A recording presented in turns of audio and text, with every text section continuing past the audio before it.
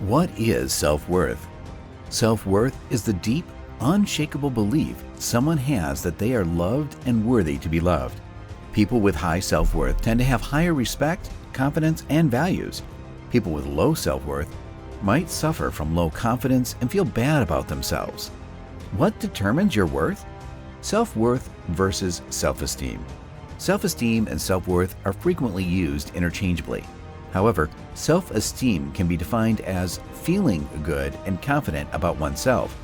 The key difference here is that self-esteem is frequently a temporary sensation that can be boosted by external circumstances such as receiving great compliments or purchasing a new pair of shoes.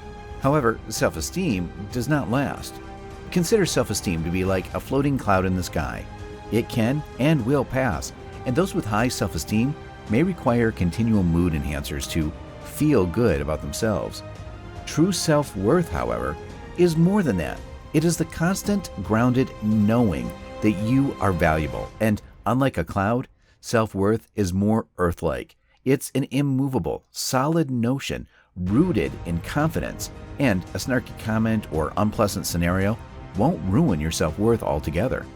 Is it possible to have self-esteem without also having self-worth? Absolutely. Narcissists are people who have a high self-esteem and exude confidence and self-assurance. They frequently lack self-worth, though, since they are compensating for deeper issues within, such as a lack of genuine love for themselves. Here's the deal with self-worth. Not everyone will understand your genuine worth. It's up to you to boost your own self-esteem, and it all starts with developing those self-esteem synapses in your brain. Remember, the longer you feel good about yourself, the higher your baseline of self-worth will be. Self-worth is the subjective sensation of being good enough and deserving of others' love and belonging. Self-worth is frequently confused with self-esteem, which is defined by external criteria, such as triumphs and achievements, and can be inconsistent, causing someone to struggle with feeling worthy. Here are a few ways you can improve your self-worth. 1. Make proper use of positive affirmations. Positive affirmations like, "I am going to be a tremendous success," are immensely popular, but they have one major flaw. They make people with poor self-esteem feel even worse about themselves. Why? Because such assertions are simply too counter to our previous views when our self-esteem is low. Positive affirmations, ironically, work for one subset of people, those with strong self-esteem. When your self-esteem is low, modify your affirmations to make them more credible. For example, instead of saying, "I'm going to be a huge success," say, "I am going to persevere until I succeed." 2. Identify and improve your competencies. Self-esteem is established through exhibiting true competence and achievement in areas of our lives that matter to us. If you take pride in your ability to cook, have more dinner parties, sign up for races and train for them if you're a decent runner. In short, identify your core competencies and seek chances and careers that would enhance them. 3. Accept compliments with grace. One of the most difficult components of building self-esteem is that when we feel lousy about ourselves, we are more resistant to compliments, even when we need them the most. So, set a goal for yourself to tolerate compliments, even if they make you uncomfortable. And they will. The simplest technique to prevent reflexively dismissing compliments is to prepare simple set responses and train yourself to use them automatically whenever you receive positive feedback. For example, "Thank you," or "How kind of you to say." The desire to downplay or reject compliments will lessen over time, which is also a good indicator that your self-esteem is growing.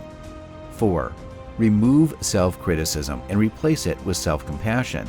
Unfortunately, when our self-esteem is low, we are more prone to harm it by being self-critical. Because our goal is to boost our self-esteem, we must replace self-criticism, which is usually always unproductive, even if it feels persuasive, with self-compassion. Specifically, if your self-critical inner monologue arises, ask yourself what you would say to a close friend in your situation. We are far more compassionate to friends than we are to ourselves. And direct those comments to yourself. This will prevent you from further harming your self-esteem with critical thoughts and will instead assist to build it. 5. Confirm your true worth. The following activity has been shown to help restore your self-esteem after a setback. Make a list of the qualities you possess that are relevant in the scenario. For example, if you were rejected by a date, list attributes that make you a good relationship prospect, such as loyalty or emotional availability. If you were passed over for a job promotion, describe qualities that make you a great employee, such as a strong work ethic or responsibility. Then, for one of the items on your list, write a small essay, 1 to 2 paragraphs, explaining why the attribute is valuable and likely to be valued by others in the future. Do the exercise every day for a week or whenever you need to increase your self-esteem.